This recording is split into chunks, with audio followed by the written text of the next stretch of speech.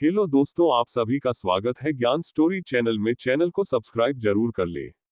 कलयुग में एकमात्र प्रत्यक्ष रूप से देवता के रूप में गिने जाने वाले सूर्य देव को रविवार का दिन समर्पित किया गया है। तांबे के कलश में लाल फूल, अक्षत, मिश्री और कुमकुम मिलाकर जल अर्पित करने से आपके जीवन में आ रही समस्याएं दूर होती हैं और अनेक सफलताएं प्राप्त होती हैं। भोपाल निवासी ज्योतिष एवं वास्तु सलाहकार पंडित हितेंद्र कुमार शर्मा बता रहे हैं किस तरह सूर्य देव का जन्म हुआ और उनके परिवार में कौन कौन है। पौराणिक कथाओं के अनुसार एक बार की बात है, देव और दानव में युद्ध छिड़ गया। इस युद्ध में देवता पराजित हो गए थे, जिससे देवमाता अदिति बेहद उदास हो गई थी। उन्होंने घोर तपस्या की कि सभी देवताओं की स्वर्ग में वापसी हो जाए।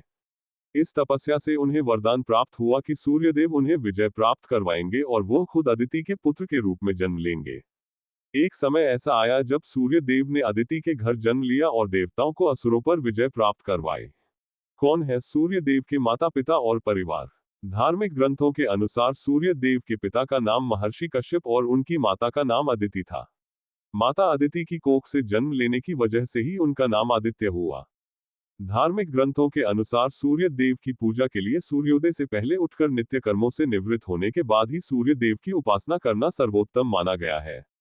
सूर्य देव को अर्घ्य देने के लिए एक तांबे के कलश में जल, कुमकुम, अक्षत, लाल फूल और मिश्री डालकर सूर्य देव के 21 नामों और मंत्रों का जाप करते हुए अर्घ्य देना चाहिए। धार्मिक ग्रंथों के अनुसार सूर्य देव का वाहन 7 घोड़ों वाला है, जिसका साथी अरुण देव माने जाते हैं। सूर्य देव के रथ में 7 घोड़े सप्ताह के 7 दिनों के प्रतीक माने जाते हैं।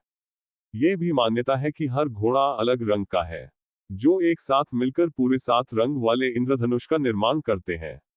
धार्मिक ग्रंथों के अनुसार सूर्य देव की पूजा के लिए सूर्योदय से पहले उठकर नित्य कर्मों से निवृत्त होने के बाद ही सूर्य देव की उपासना करना सर्वोत्तम माना गया है। सूर्य देव को अर्घ्य देने के लिए एक तांबे के कलश में जल, कुमकुम, अक्षत, लाल फूल और मिश्री डालकर सूर्य देव के 21 नामों और मंत्रों का जाप करते हुए अर्घ्य देना चाहिए। सृष्टि के आरंभ में ब्रह्मा जी के मुख से उ शब्द प्रकट हुआ। तब सूर्य का प्रारंभिक स्वरूप सूक्ष्म था। उसके बाद भू, भूव और स्व शब्द उत्पन्न हुए। ये तीनों पिंड के रूप में उ में विलीन हुए तो सूर्य को स्थूल स्वरूप मिला। इसके पश्चात ब्रह्मा जी के 4 मुखों से वेदों की उत्पत्ति हुई, जो इस तेज रूपी उस स्वरूप में जा मिले। फिर वेद स्वरूप ये सूर्य ही जगत की उत्पत्ति, पालन व संहार के कारण बने। मान्यता तो ये भी है कि ब्रह्मा जी की प्रार्थना पर ही सूर्यदेव ने अपने महातेज को समेटा व स्वल तेज को धारण कर लिया। महर्षि कश्यप इससे बहुत चिंतित हुए और उन्हें समझाने का प्रयास किया कि संतान के लिए उनका ऐसा करना ठीक नहीं है। लेकिन अदिति ने उन्हें समझाया कि हमारी संतान को कुछ नहीं होगा, ये स्वयं सूर्य स्वरूप है। समय आने पर उनके गर्भ से एक अंड उत्पन्न हुआ, जिससे एक तेजस्वी बालक ने जन्म लिया और वह मार्तंड कहलाए। मार्तंड सूर्य के कई नामों में से एक है। ये देवताओं के नायक बने व असुरों का संहार कर देवताओं की रक्षा की।